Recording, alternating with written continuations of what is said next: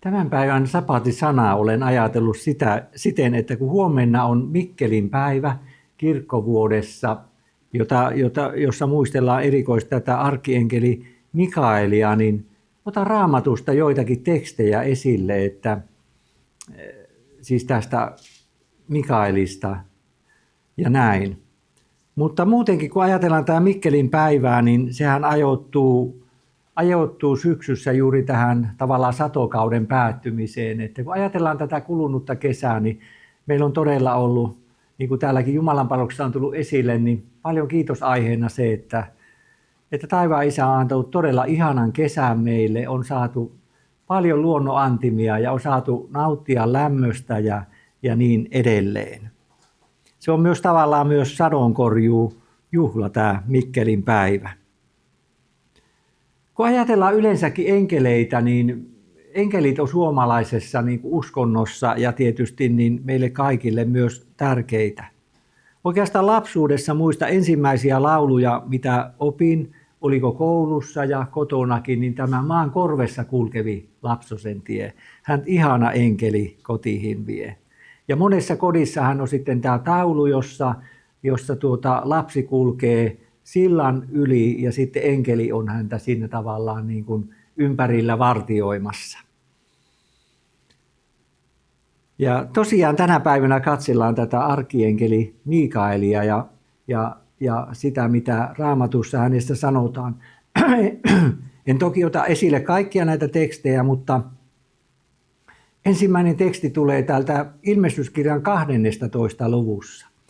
Ja tämä kertoo myös siitä, että valottaa sitä asiaa, että miksi täällä maailmassa on tämmöinen, jos sanotaan näin, sotatilanne, hyvän ja pahan välinen taistelu, koska tämä taistelu alkoi jo taivaassa.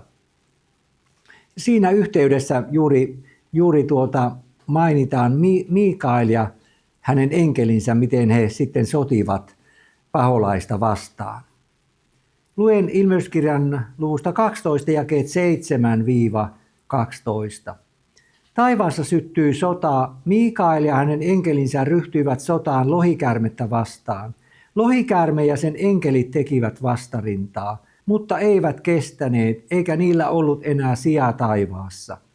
Suuri lohikäärme, se vanha käärme, jota kutsutaan paholaiseksi ja saatanaksi, koko maanpiirin eksyttäjä, heitettiin maan päälle, ja sen enkelit heitettiin sen kanssa. Sitten minä kuulin voimakkaan äänen sanovan taivaassa: nyt on tullut pelastus ja voima ja meidän Jumalamme valtakunta ja hänen voideltunsa valta, sillä meidän veljemme syyttäjä on heitetty ulos, hän joka yöt ja päivät syytti heitä meidän Jumalamme edessä. He ovat voittaneet hänet karitsan veren ja todistuksensa sanan kautta, eivätkä ole rakastaneet henkeään, vaan ovat olleet alttiit kuolemaan asti. Sen tähden riemuitkaa taivaat ja te, jotka niissä asutte, voi maata ja merta, sillä paholainen on astunut alas teidän luoksenne. Hän on suuren vihan vallassa, koska hän tietää, että hänellä on vähän aikaa. Tämä viimeinen jae kertoo myös siitä, että on varmasti myös ajankohtainen tähän päivään. Kun ajatellaan, mitä täällä maailmassa tapahtuu, paljon pahoja asioita ja ihmiselämää tuhoavia asioita, me voimme ymmärtää tämänkin jakeen perusteella, että paholainen myös aiheuttaa niitä ja usein hän käyttää myös ihmisiä välikappaleitaan, koska hän tietää, että hänellä on vähän aikaa. Hän haluaa mahdollisimman paljon tuhota ihmiselämää ja myös tätä maaplaneettaa. Juuri hiljattain on sielläkin Yhdysvalloissa, kerrotaan, että miten siellä on tämmöinen suuri, onko se näitä, nyt sanotaan näin pyörremyrsky tai hurrikaani, joka nostattaa tätä veden pintaa ja siellä on jo useita kymmeniä ihmisiä on kuollut täällä myrskyn keskellä. Mutta sitten kun ajatellaan kaikkea näitä, mitä sotia on tälläkin hetkellä käynnissä, niin paholainen on kuitenkin kaikkien näiden sotien takana. Hän tuhoaa eri tavoin ihmiselämää. Mutta on suurta tietää, että niin kuin tässä on puhuttu tästä Mikaelista tässä tekstissä, niin hän on suurempi kuin paholainen.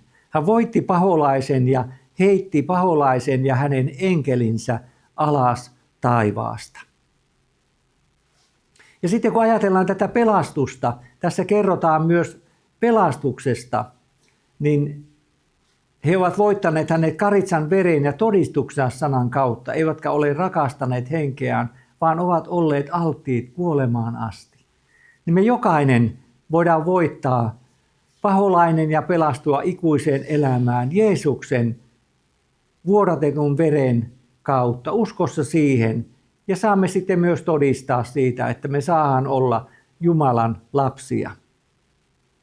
Tässä puhuttiin myös siitä, että kun paholainen heitettiin alas enkeleittensä kanssa sieltä taivaasta, niin tässä kerrotaan myös siitä, että paholainen on ollut aina veljien syyttäjä. Ja hän on syyttänyt niin kuin myös uskovia ja pyrkii tänäkin päivänä syyttämään siellä Jumalan edessä. Itselläni on sellainen, jos nyt ajattelin, voisin kertoa tässä sellainen kokemus, joka liittyy myös enkeliin, tai sain siinä sitten tilanteessa sellaisen tekstin, jossa puhutaan siitä, että hän antaa enkeleilleen sinusta käskyn varjella sinua kaikilla teilläsi. Yli 40 vuotta sitten olin hyvin masentunut ja epätoivoinen elämässä ja uskon, että myös paholainen syytti minua tietyistä synneistä ja asioista ja sitten ei saanut vastauksia rukouksiin ja ajattelin, että Jumala on minut kokonaan hyljännyt. Ja ajattelin myös niissä vaiheissa, että mitäpä täällä kannattaa enää elää, jos näin on ollut. Ja olin hyvin epätoivoinen ja siinä jo ajattelin, että olisi jo hyvä jo päättää elämänpäivät tässä ajassa. Mutta sitten eräänä iltana itkien rukoilin sitä, että vieläkö sinä Jumala otat minut vastaan ja vieläkö sinä minua armahdat. Ja tiedättekö, kun avasin Raamatun, niin se avautui psalmi 91 kohdalta ja siinä sanottiin näin, että hän antaa enkeleille sinusta käskyn varjella sinua kaikilla teilläsi. Ja se rohkaisi minua valtavasti, kun tajusin siinä, että taivaan enkelit on varjellut minua, etten ole satuttanut itseäni, kun olin jo välinpitämätön monissakin asioissa. Ja sitten siinä myös kerrotaan siinä tekstissä, että kun hänellä on ahdistus, niin minä olen hänen kanssaan siinä ahdistuksessa ja minä pelastan hänet ja vapautan hänet ja saatan hänet kunniaan. Ja tiedättekö, että tuo teksti rohkaisi minua niin valtavan paljon, että voisin sanoa, että tuon päivän jälkeen nyt tässä yli 40 vuoden aikana, vaikka on ollut masentavia kokemuksia, on ollut epätoivon kokemuksia ja epätoivoa elämässä, niin en ole koskaan sellaiseen masennukseen enää joutunut. Se antoi sellaisen valtavan voiman ja siinä juuri sanottiin, että hän antaa enkeleilleen sinusta käskyn varjella sinua kaikilla teilläsi. Eli taivaan enkelit on myös tässä pelastusasiassa meitä auttamassa jokaista ja auttamassa Jumalan yhteyteen. Vaikka enkeli ei ole pelastaja, Herramme Jeesus Kristus on se pelastaja ja me saamme uskossa pelastua hänen sovintoverensä ja turvata siihen tänäkin päivänä. Tässä tekstissä sanottiin myös, että kun paholainen heitettiin maan päälle ja sen enkelit hänen kanssaan, niin täällä sitten aikaisemmin on sellainen teksti, luenkin tästä jakeet, Ilmeyskirja 12, niin jakeet 3-4. Toinenkin tunnusmerkki näkyy taivaassa, suuri tulipäinen lohikäärme, jolla oli 7 päätä ja 10 sarvea ja päissä 7 kruunua. Sen pyrstö pyyhkäisi 1/3 taivaan tähdistä ja heitti ne maan päälle.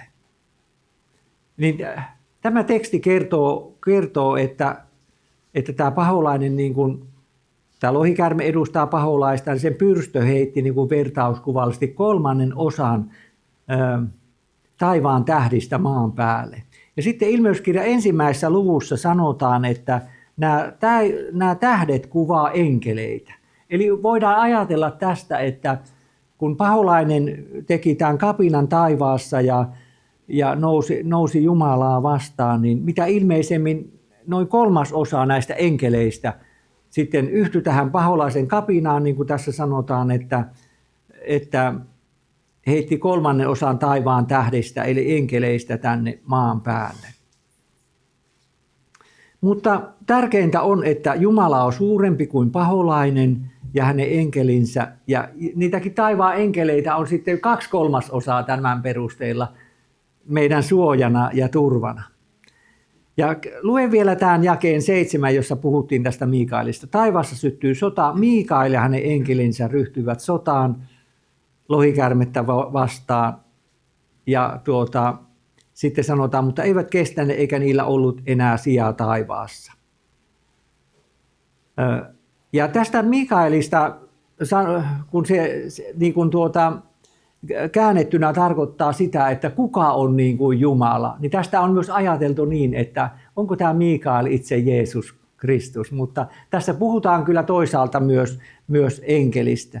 Mutta tärkeintä meille on kuitenkin se, eikö niin, että yksikin taivaan enkeli on voimakkaampi kuin paholainen ja hänen enkelinsä, että miten me ymmärretäänkin tämä Mikael, että onko hän sitten tämmöinen arkkienkeli ja vain enkeli, vai onko hän, niin kuin sanotaan, että kuka on niin kuin Jumala, että onko hän itse Jeesus Kristus tässä vertauskuvallisesti, niin se ei ole meille varmasti tärkeintä, vaan tämä Mikael on niin voimakas, että hän voittaa paholaisen joukot ja niin edelleen.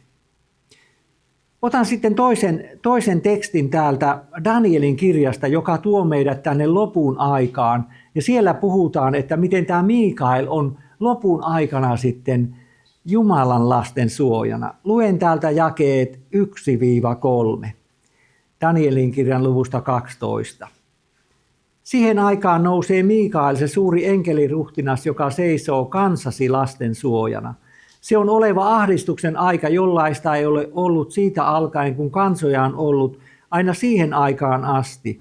Sinä aikana pelastetaan sinun kansasi jokainen, jonka nimi on kirjoitettu kirjaan. Monet maantomussa nukkuvista heräävät, toiset iankaikkiseen elämään, toiset häpeään ja iankaikkiseen kauhuun. Ymmärtäväiset loistavat niin kuin loistaa taivaan kansi, ja ne, jotka johdattavat monta vanhurskauteen, loistavat niin kuin tähdet aina ja iankaikkisesti. Tässä on myös paljon opetusta näissä 3 jakeissa, mutta niin kuin tässä tulee esille, niin tässä varmasti puhutaan lopun ajasta, koska tämä ahdistuksen aika päättyy sitten kuolleista herättämiseen. Ja se kuolleista herättäminen tapahtuu ensimmäisen kerran Jeesuksen toisessa tulemuksessa. Emme mene siihen nyt enempi, mutta siitä voi lukea esimerkiksi ensimmäisen Tessalonikalaiskirjeen luvussa 4 jakeessa 13-18. Eli tässä Jeesuksen toisessa tulemuksessa tapahtuu uskovien ylösnousemus. Ja sitten myös nämä uskossa olevat, maan päällä uskossa olevat, sitten siinä myös kirkastetaan ja yhdessä heidät temmataan sitten sinne taivaan kotiin. Mutta tässä puhuttiin myös siitä, että monet maantomussa nukkuvista heräävät, toiset iankaikkiseen elämään.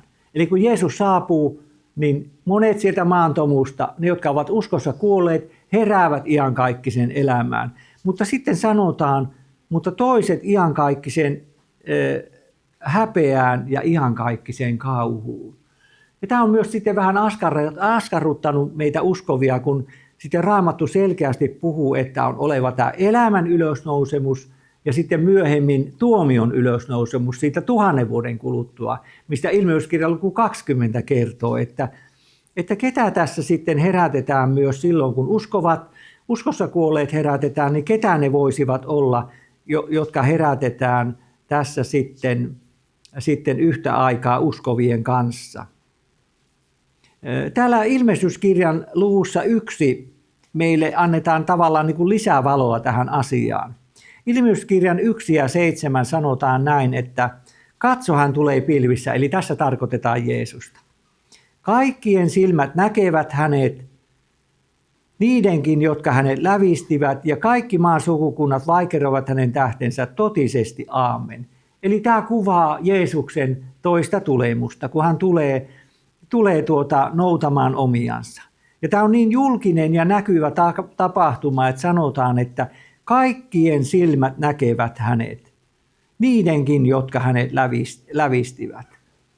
Eli uskossa olevat kuolleet herätetään näkemään Jeesuksen toinen tulemus, mutta sitten, mitä ilmeisemmin, niin kuin tämä teksti antaa ymmärtää, herätetään myös ne, jotka lävistivät Jeesuksen. Ja ilmeisesti myös niitä, jotka ovat olleet niin kuin Jumalan ja Jeesuksen katkerimpia vihollisia täällä maan päällä.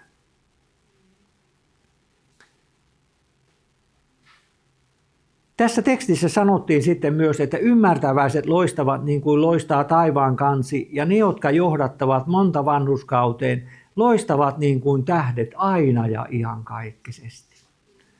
Kun ajatellaan tätä ihmiselämää, että me on synnytty tänne, ja tämä aika täällä on hyvin rajallinen. Parhaimmillaankin vähän yli 100 vuotta. Tuossa muutaman viikon päästä, jos Herra suo, niin äiti, niin täyttää 100 vuotta. Ja se on suuri Jumalan ihme, että ihminen pääsee siihen ikään. Mutta kun katselee häntä nyt, niin muisti on mennyt aika tarkkaan ja hän on niin kuin tavallaan pitkälti toisten autettavana. Että se on vain lyhyt hetki tässä elämässä, 100 vuotta. Mutta sitten kun ajatellaan sitä, että uskovat saavat periä sen iankaikkisen elämän, joka ei pääty koskaan, niin se on se uskon päämäärä. Ja varmasti sitä iloa sitten nämä uskovat loistaa, sitä Jumalan antamaa iloa ja kirkkautta halki sitten loppumattomien aikakausien. Mutta tässä sanotaan myös ne, että ymmärtäväiset loistavat niin kuin loistaa taivaan kansi. Eli tämä ymmärtäväinen tarkoittaa sitä, joka on ottanut Jeesuksen vastaan elämäänsä ja uskonut häneen pelastajanaan. Ja sitten sanotaan, ja ne, jotka johdattavat monta vanhurskauteen, loistavat niin kuin tähdet aina ja iankaikkisesti. Uskon, että ne, jotka on saanut johdattaa ihmisiä Jeesuksen luo, niin iloitsevat siitä, että nämä rakkaat ystävät ovat siellä Jumalan taivaassa. Me saadaan olla yhdessä täällä. Ja kun ajatellaan sitten tätä evankeliumin työtä ja todistusta Jeesuksesta, niin eikö se ole kaikista tärkeintä, että saa olla Jeesuksen oma, saa kertoa hänestä ja saa uskoa siihen myös, että Jumala pelastaa sinne taivaaseen niitä ihmisiä, joiden me saadaan todistaa ja joiden puolesta me saadaan rukoilla. Ja saadaan yhdessä sitten olla siellä taivaan kodissa ja loistaa sitä Jumalan kirkkautta ja iankaikkista iloa. Mutta niin kuin lähdin tätä puhetta pitämään, niin tästä Mikaelista, että sitä tosiaan huomenna muistellaan erikoisesti, kun on oikein omistettu luterilaisessa kirkkovuodessa tämä päivä tälle enkeli Mikaelille, niin suurelle enkeliruhtinaalle, niin tässäkin sanotaan, että tämä Mikael seisoo kansasi lasten suojana.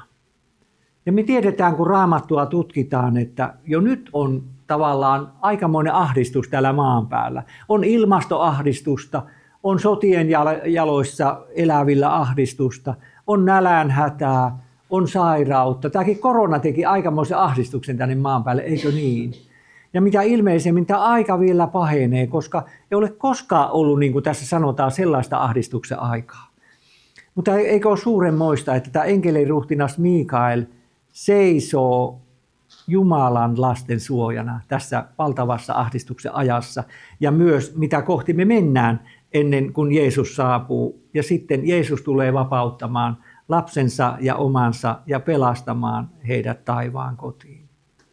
Miten ihana asia onkaan, että on saanut antaa elämänsä Jeesukselle ja uskoa siihen, että Jeesus on sinun ja minun ja meidän kaikkien henkilökohtainen pelastaja ja vapahtaja ja tänäkin hetkenä me saadaan uskossa jättää elämä hänen käsiinsä ja turvautua häneen koko sydämestään.